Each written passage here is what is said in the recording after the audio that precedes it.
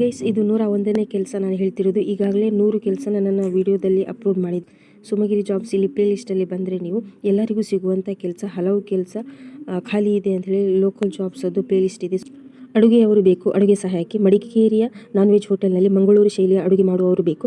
So ಊಟ ವಸತಿ ಉಚಿತ ಇದೆ. ನಂಬರ್ ನೋಡ್ಕೊಳ್ಳಿ, 9742716446 9449127495.